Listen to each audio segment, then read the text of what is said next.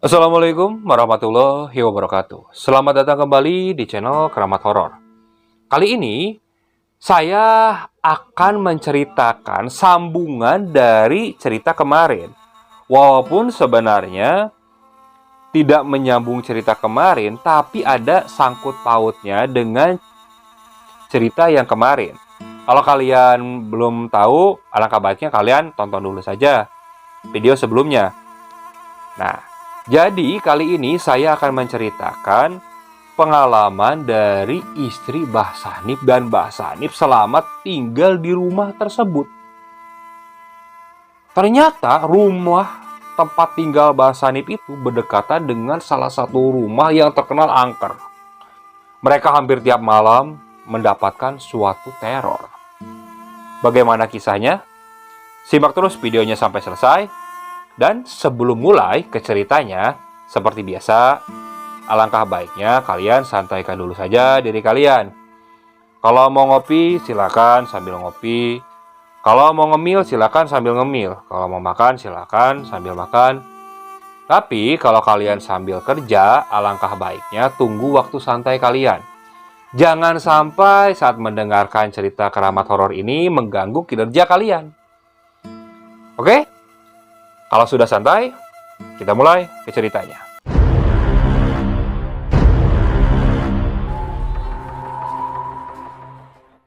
Hari yang ditunggu-tunggu pun akhirnya tiba. Tepat 40 hari meninggalnya Pak Sanip. Saya dan Supri waktu itu akan menghadiri pengajiannya. Karena saya dan Supri waktu itu benar-benar penasaran tentang cerita dari istri almarhum Pak Sanip itu. Bagaimana keangkeran tempat itu? Dan apa yang membuat mereka sepertinya mulai enggan tinggal di rumah itu? Sesampainya di rumah adik dari Pak Sanip itu, sebut saja namanya Pak Karta. Tampak sudah banyak orang yang akan menghadiri pengajian itu. Saya dan Supri waktu itu bingung. Karena saya tidak melihat ada Kang Yogi ataupun istri dari Mbah Sanip.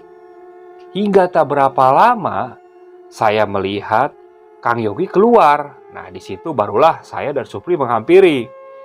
Melihat kedatangan saya, Kang Yogi langsung welcome kan. Nah, saya disuruh masuk bersama tamu-tamu yang lain. Singkat cerita, pengajian pun akhirnya selesai dilaksanakan.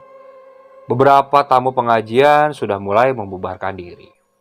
Sedikit demi sedikit, hingga akhirnya tersisa hanya sanak keluarga saja, termasuk saya dan Supri. Nah, sudah selesai. Awalnya kita ngobrol basa-basi dulu, hingga akhirnya tersisa hanya keluarga Pak Karta, Kang Yogi berikut keluarganya, beserta istri dari almarhum Pak Sanip. Di situ saya mulai memberanikan membuka obrolan. Bu, maaf, ini saya mau nyambung cerita yang waktu itu. Oh iya, gimana Nagugun? Oh iya, temannya udah sembuh belum kakinya? Udah, kemarin sempat dibawa ke dokter, tapi ya gitu kata dokter teh. Pas diperiksa kakinya normal. Aneh nyampe 3 kali dokter itu. Terus ya akhirnya dilariin ya ke orang yang pintar. Akhirnya bisa diobatin. Oh ya udah, syukur kalau udah sembuh mah. Terus ibu rencananya tinggal di sini apa masih mau tinggal di rumah itu, Bu? Kalau ibu sih ya sama Kang Yogi dan semuanya mungkin udah gak bakal tinggal di rumah itu. Nah Gugun, emang kenapa Bu?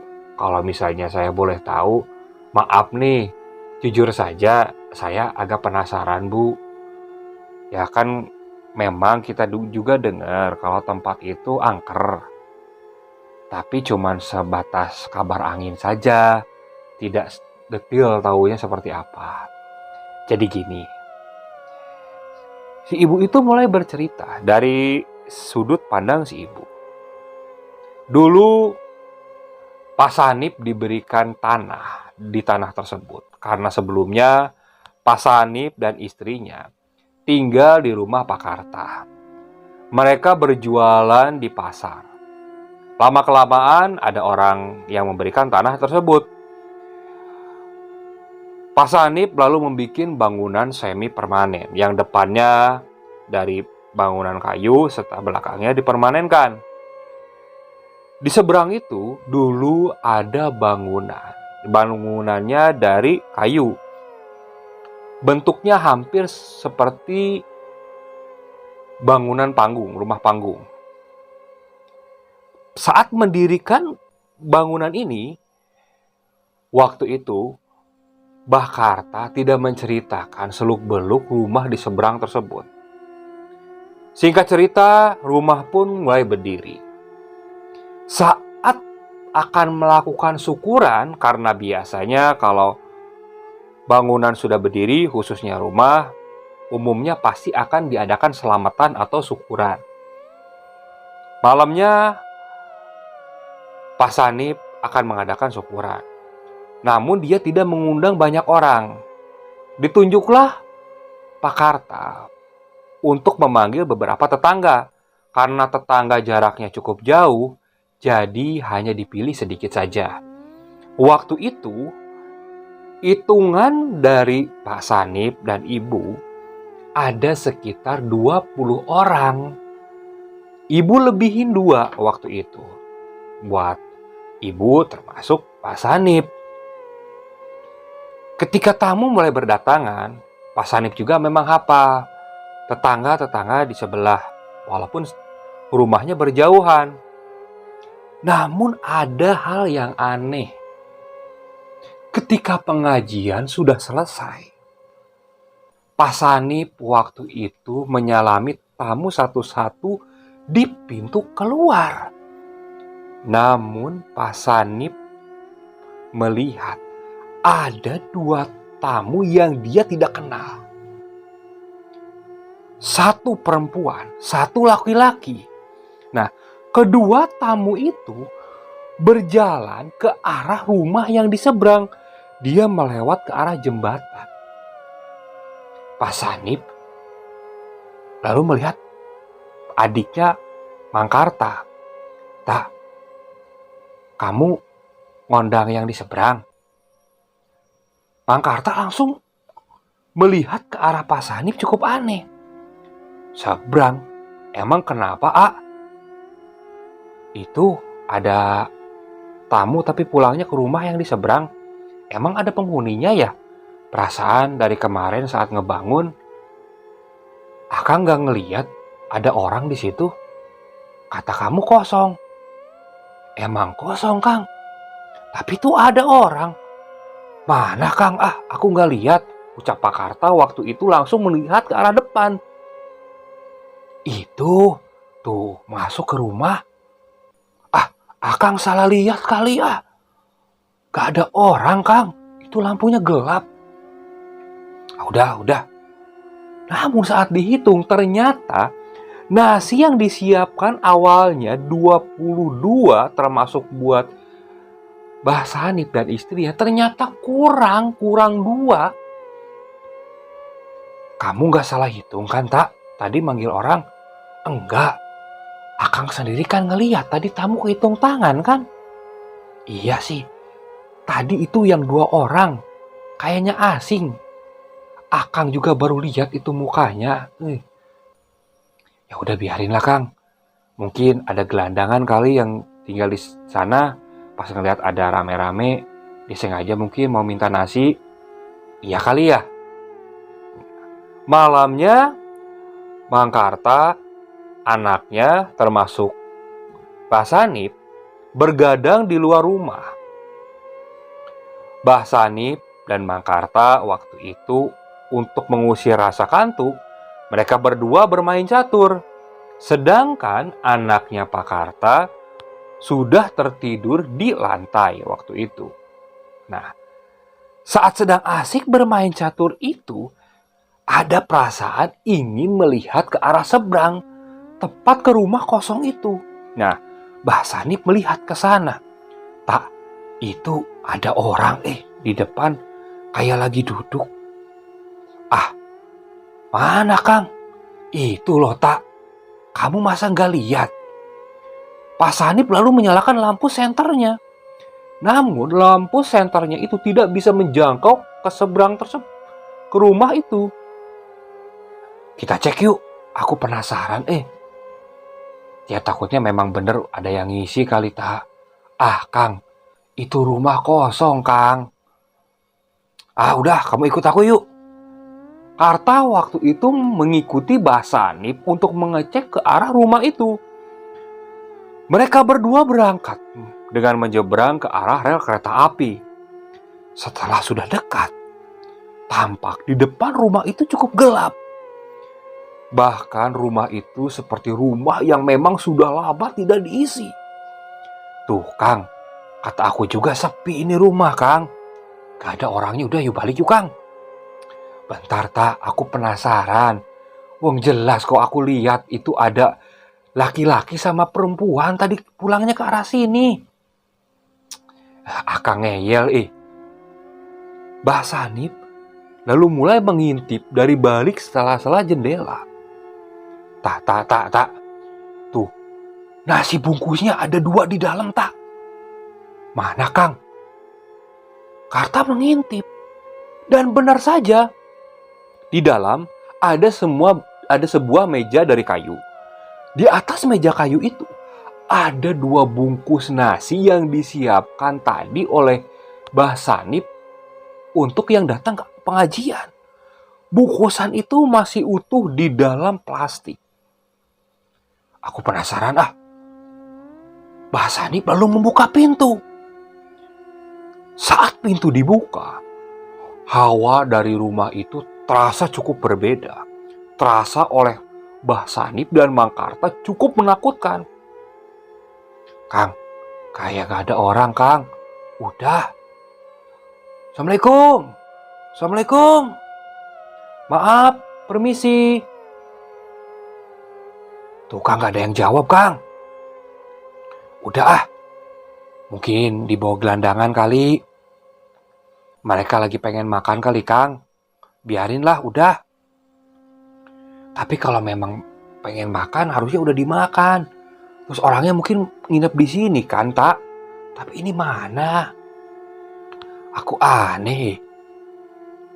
Udah Kang, yuk Kang Aku udah gak enak perasaan Saat Mang Karta bilang seperti itu, tiba-tiba di belakang mereka seperti mendengar ada suara tangisan.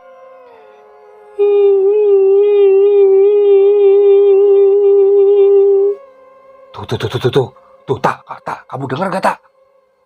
Ada suara tak? Mang Karta waktu itu coba menajamkan pendengarannya. Suara tangisan itu terus saja terdengar. Kayak di dapur tak? Jangan-jangan ada perempuan yang habis dicelakain orang. Kang, masa iya sih Kang? Udah yuk Kang Aku bener-bener udah gak enak perasaan Kang. Bentar tak. Mbah Sanip waktu itu masuk ke dalam. Mang Karta mau tidak mau mengikuti dari belakang. Lampu sorot dari tangan Mbah Sanip terus menerangi ruangan di rumah tersebut. Tampak bangunan dari rumah tersebut sudah cukup rusak. Bahkan di beberapa bagian terlihat sudah benar-benar rusak parah.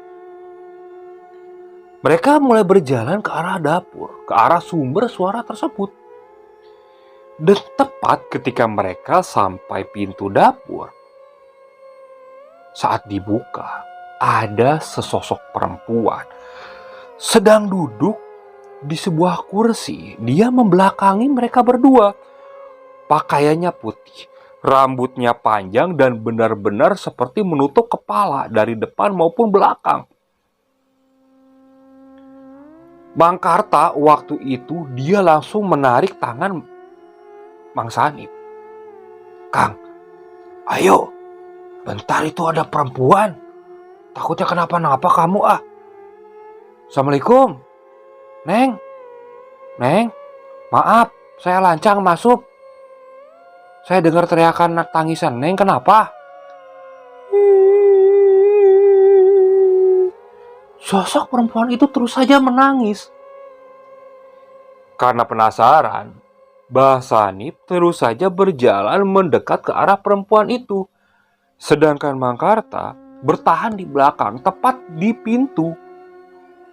Dia terus memberikan kode kepada Mbah Sanip supaya cepat-cepat pergi. Saat Mbah Sanip hendak memegang pundak dari perempuan itu, tiba-tiba perempuan yang awalnya menangis langsung tertawa, dan tawanya terdengar cukup menakutkan.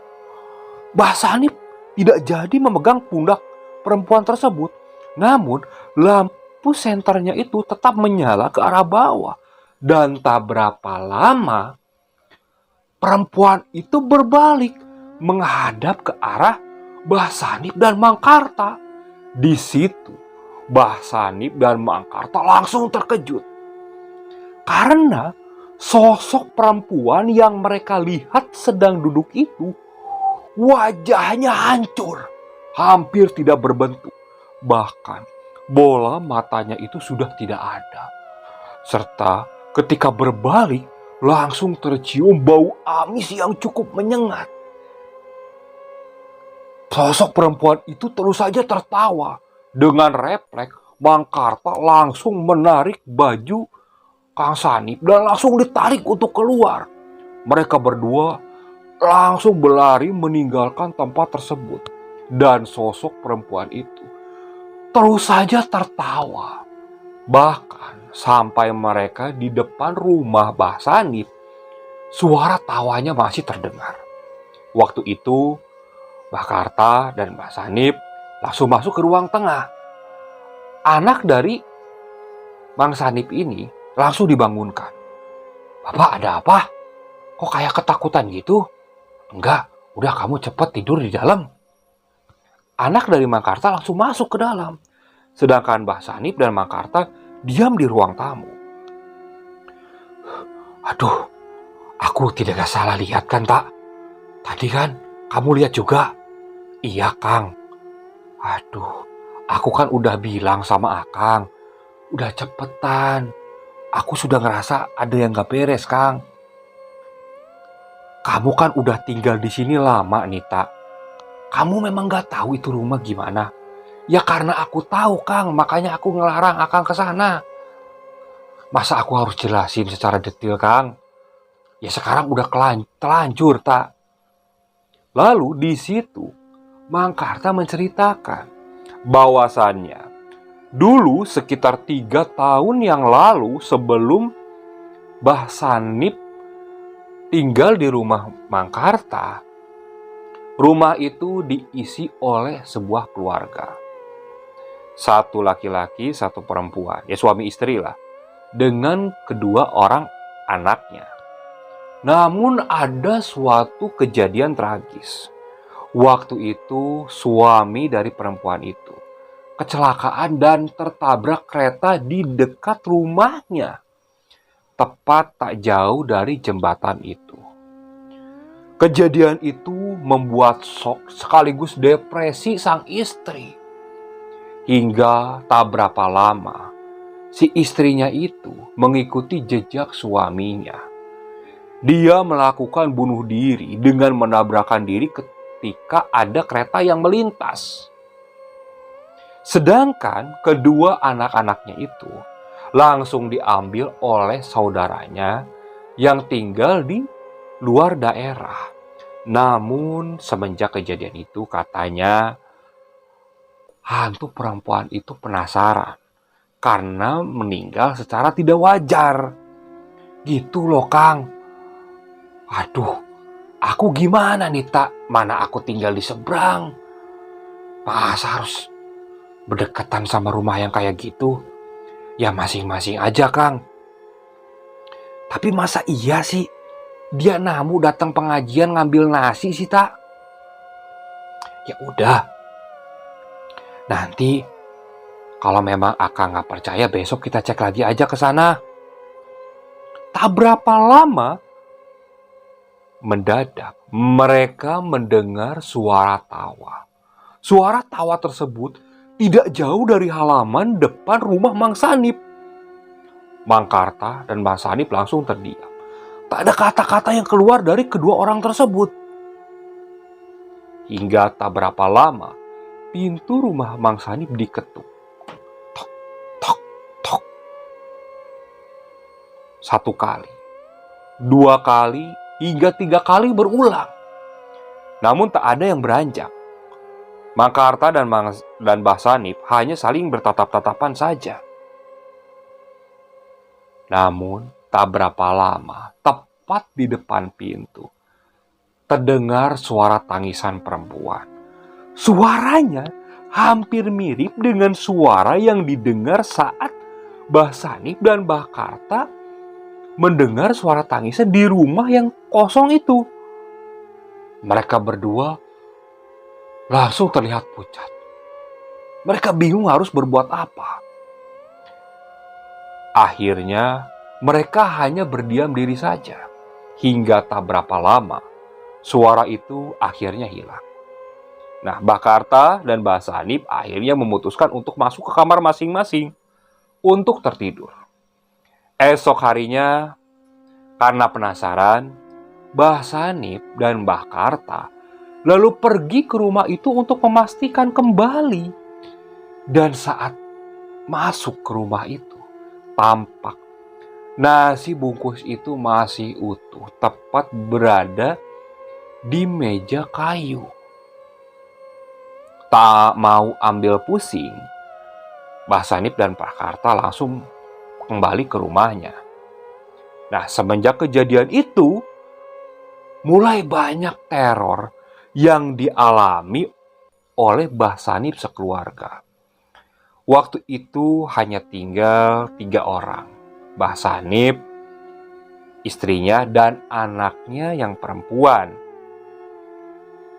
Hampir tiap malam, mereka mengalami pintu rumah diketuk. Tapi ketika dibuka, tak ada siapapun di luar sana. Hingga akhirnya, keluarga Mbah Sanip itu seakan sudah terbiasa dengan teror itu. Namun yang lebih parahnya, ketika terjadi sebuah kecelakaan. Waktu itu ada kecelakaan yang melibatkan seorang perempuan. Ya, perempuan itu bisa dibilang ODGJ. Besoknya, setelah kecelakaan tersebut, tepat ketika siang hari, istri dari Mbah Sanip itu sedang pergi ke dekat kali yang di bawah. Saat sedang ke dekat kali itu, istri dari Mbah Sanip itu menemukan sebuah rambut yang cukup lebat. Dan saat diangkat, ternyata rambut tersebut masih menempel dengan kulit kepala. Kaget istri Mbah Sanip waktu itu, langsung dilempar. Dia langsung teriak. Teriakannya didengar oleh Mbah Sanip yang kebetulan waktu itu sedang berada di teras rumah. "Bu, kenapa?" "Pak, ibu lihat ini loh pak, sini." Mbah Sanip lalu turun menghampiri istrinya. Saat dilihat, loh, jangan-jangan ini bagian perempuan yang ketabrak kemarin, Bu. Soalnya katanya hancur, bahkan kelempar cukup jauh.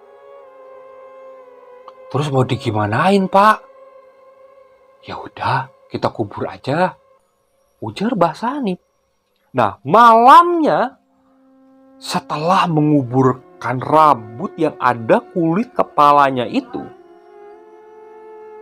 malam yang benar-benar mencekam dialami oleh keluarga Mbah Sanip. Pukul 8 malam waktu itu, hujan rintik-rintik sedang mengguyur di sekitar rumah Mbah Sanip. Mbah Sanip sedang berada di ruang tengah, sedang mengobrol bersama istri dan anaknya. Saat sedang berkumpul ini, tiba-tiba pintu rumah mereka ada yang mengetok. Karena merasa masih sore, mereka pikir itu bukan gangguan gaib yang seperti biasa mereka alami. Karena biasanya kalau ketukan gaib itu yang meneror rumah Mbah Sanip munculnya di atas pukul 11 malam. Bentar, Mbah Sanip lalu melangkah ke arah pintu.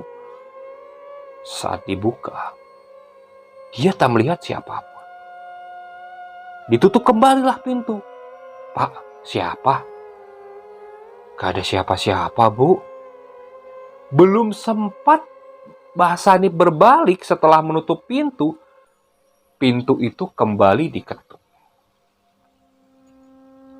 Kali ini Mbah Sanip langsung membuka pintu. Saat dibuka, dari kejauhan, tepat tak jauh dari hulu sungai, Mbah Sanip melihat ada sosok perempuan yang sedang berdiri. Namun terlihat sebagian dari kepalanya itu berdarah, seperti tidak mempunyai rambut, malahan sampai ke tengkoraknya itu terlihat mengeluarkan darah. Walaupun posisi gelap, namun Mbah Sanip masih bisa melihat. Dengan cepat Mbah Sanip langsung menutup pintu dan langsung dia kunci. Dia memberikan kode kepada istri dan anaknya supaya langsung pergi ke kamar. Istri dan anak Mbah Sanip sepertinya langsung ngeh dengan apa yang dilihat oleh suaminya. Mereka langsung masuk ke kamar, diikuti oleh Mbah Sanip yang langsung mengunci pintu. Dan tak berapa lama, pintu rumah Mbah Sanip kembali diketok. Dan kini ketukannya itu terus-menerus. Mereka bertiga terus saja berdiam, sambil terus berdoa dengan doa yang mereka bisa. Namun ternyata suara ketukan itu mulai berkeliling. Hingga akhirnya ketukan itu tepat berhenti di jendela kamar Mbah Sanip. Dan ada suara perempuan. Tolong, tolong. Mbah Sanip beserta istri dan anaknya hanya bisa terdiam. Anak Mbah Sanip waktu itu hanya bisa diam di dalam selimut sambil bergetar ketakutan. Begitu juga dengan istrinya yang terus menggenggam tangan dari Mbah Sanip. Mbah Sanip terus saja berdoa dengan doa yang dia bisa. Tolong, Pak. Mbah Sanip terus mencoba tak menghiraukan suara-suara tersebut.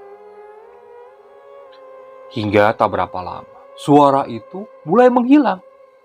Posisi pintu kamar Mbah Sanip itu dikunci namun menggunakan kunci slot.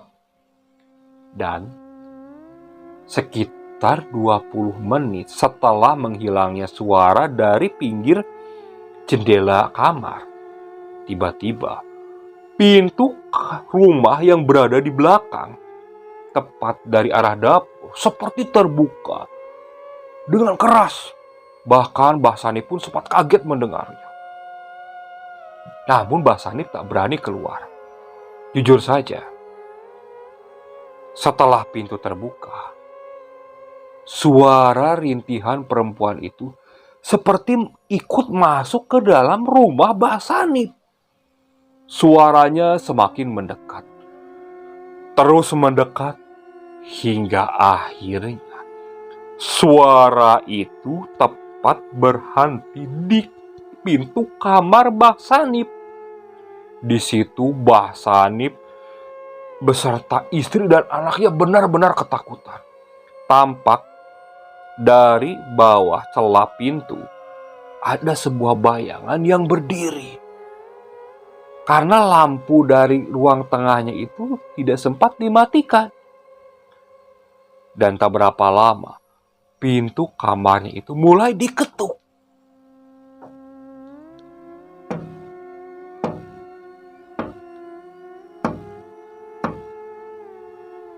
Mbah Sanip hanya bisa terdiam. Dia bingung harus berbuat apa. Hingga dia akhirnya memberanikan diri. Jangan ganggu kami. Kami gak salah. Pergi sana. Tolong, Pak.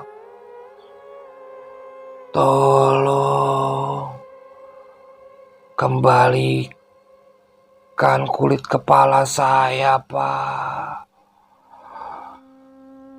Iya, sudah saya kuburkan di pinggir sungai. Jangan ganggu saya. Saya nggak salah. Pergi sana, ucap Mbah Sanip dari dalam. Dan tak berapa lama, suara itu lalu menghilang. Lama-kelamaan, Mbah Sanip terus saja mendengarkan. Suara itu tidak berulang. Hingga akhirnya, malam itu Mbah Sanip memaksakan diri untuk memejamkan mata, berikut dengan istri dan anaknya. Mbah Sanip tak berani membuka pintu kamar. Hingga akhirnya mereka dibangunkan dengan suara kokokan ayam ketika pagi hari. Saat sudah pagi ini, Mbah Sanip membuka pintu. Saat dibuka, tampak pintu belakang itu memang terbuka. Namun tak ada barang yang hilang. Dengan cepat waktu itu Mbah Sanip langsung mengabari Karta, mencari informasi siapa yang tertabrak itu dan di mana dikebumikannya.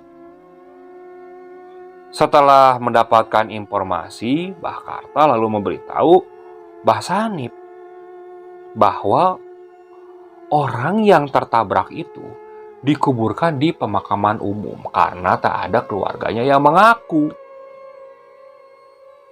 Jadi waktu itu Mbah Karta dan Mbah Sanip pergi ke RT dulu memberitahu bahwa Mbah Sanip menemukan bagian dari korban itu. Mbah Sanip gali kembali di tanah itu. Nah, setelah itu ditemani oleh Pak RT dan Mang Karta, Mbah Sanip lalu pergi ke pemakaman di mana perempuan itu dikuburkan. Nah, dia gali sedikit kuburan itu dan dikuburkannya bagian yang ditemukan oleh Mbah Sanip. Malamnya setelah kejadian itu, mereka tak mengalami teror gangguan lagi.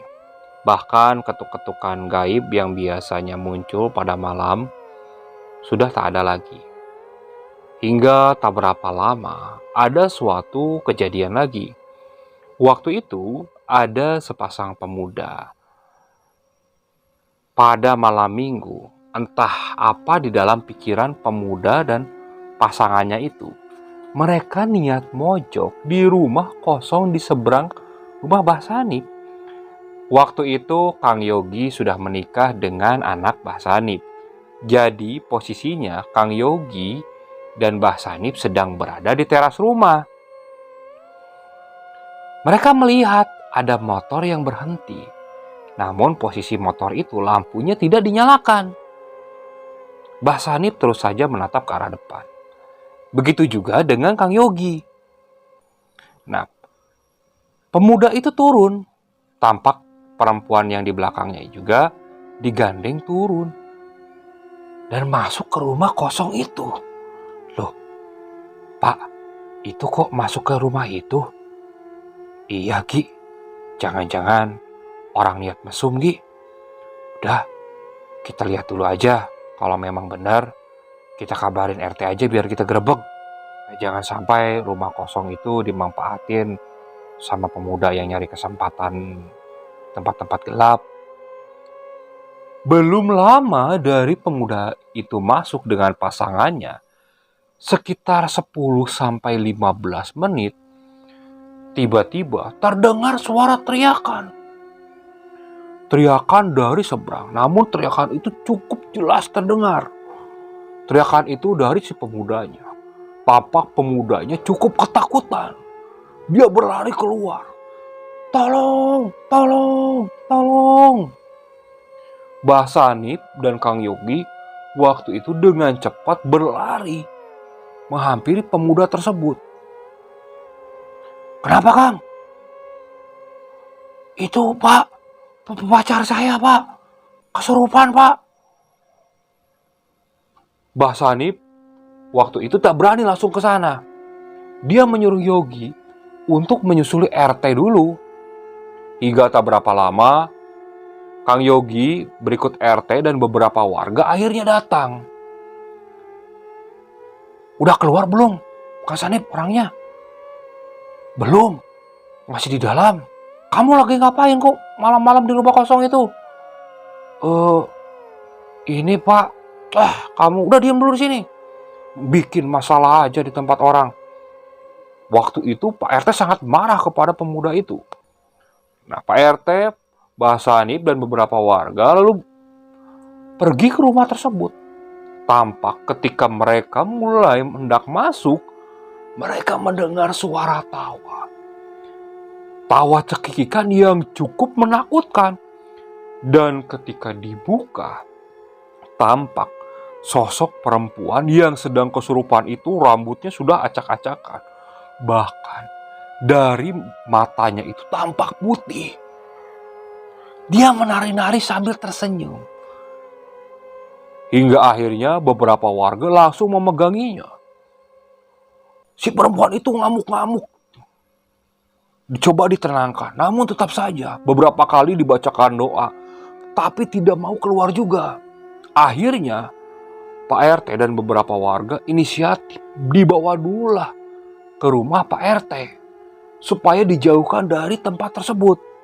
Akhirnya si perempuan itu dibawa ke rumah RT. Berikut si pemudanya mengikuti dari belakang.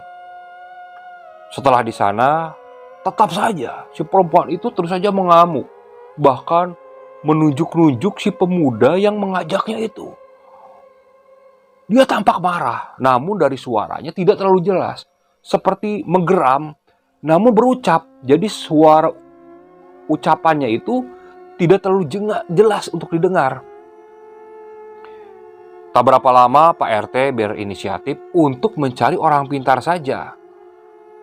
Hingga akhirnya salah satu warga memanggil salah satu orang pintar dari desa sebelah. Setelah datang, akhirnya si perempuan itu bisa disembuhkan. Setelah disembuhkan, barulah mereka diberi pengarahan, termasuk kedua orang tuanya itu suruh datang. Jadi jangan sampai kejadian itu terulang kembali. Nah, setelah kejadian itu, akhirnya warga mulai khawatir, takut dengan sosok penghuni rumah tersebut. Akhirnya mulailah warga bermusyawarah. Mereka menyarankan supaya rumah itu dihancurkan saja. Pertama, biar tidak dimanfaatkan menjadi tempat mesum oleh beberapa kaum muda. Keduanya lagi, biar sosok tersebut bisa pergi. Setelah menghubungi saudara dari pemilik rumah tersebut, akhirnya saudara itu mengizinkan rumah itu dirobohkan saja. Beberapa hari kemudian, setelah mendapatkan izin, rumah itu benar-benar dirobohkan. Puing-puingnya bahkan sudah dibuang, hanya tersisa beberapa bagian saja.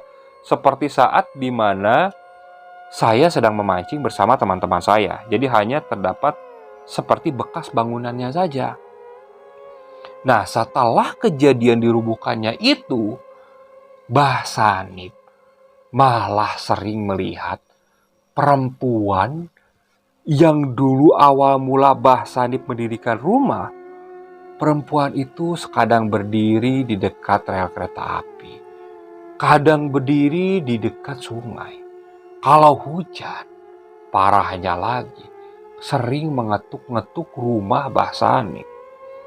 Semua keluarga yang tinggal di rumah Mbah Sanip itu seakan sudah biasa dengan teror dari sosok perempuan itu.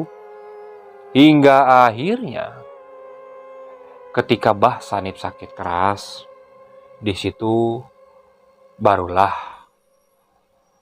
keluarga mulai memindahkan Mbah Sanip kembali ke rumah Mbah Karta. Sedangkan rumah itu diisi oleh anak Mbah Sanip dan Kang Yogi. Namun ternyata gangguan-gangguan tersebut membuat Kang Yogi dan istrinya tidak betah. Dan tak berapa lama Mbah Sanip akhirnya mengembuskan napas terakhirnya. Begitulah cerita dari istri Mbah Sanip. Saya baru tahu bahwa bekas bangunan yang waktu pertama saya datang, yang tak jauh dari tempat saya memancing, itu menyimpan cerita yang cukup kelam dan benar-benar seram. Kalau tahu, saya sudah pasti tak mau memancing di situ. Supri waktu itu juga sempat bergidik. Karena ya saya dan Supri yang mancing berdekatan dengan rumah tersebut. Nah, malam itu akhirnya kita berbincang-bincang saja dengan kehidupan masing-masing. Sampai akhirnya saya dan Supri pun menginap. Pagi harinya barulah kita berpamitan pulang. Sepanjang perjalanan pulang, saya dan Supri hanya berbincang-bincang perihal pengalaman. Untung tidak diteror lebih jauh lagi. Dan semenjak itu juga, saya, Supri, dan beberapa rekan-rekan pemuda yang hobi memancing, jujur saja, kita menjauhi tempat tersebut. Karena setelah tahu keangkeran tempat tersebut, enggan rasanya kami memancing di situ. Dan rumah Mbah Sanip pun benar-benar kosong. Karena istri dari Mbah Sanip tinggal di rumah Mbah Karta. Sedangkan Kang Yogi dan istrinya memilih untuk merantau ke luar daerah. Oke, sekian untuk cerita kali ini. Saya mohon maaf apabila masih banyak kesalahan dalam pembawaan ceritanya. Kritik dan sarannya silakan kalian bisa cantumkan di kolom komentar. Tak lupa kami juga ucapkan banyak terima kasih kepada para penonton yang masih terus setia mengikuti cerita dari channel Keramat Horor ini. Semoga kalian selalu diberi kesehatan dan selalu dilancarkan rezekinya.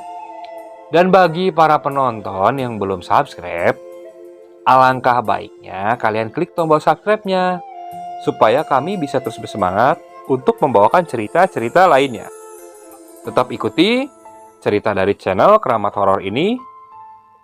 Assalamualaikum warahmatullahi wabarakatuh.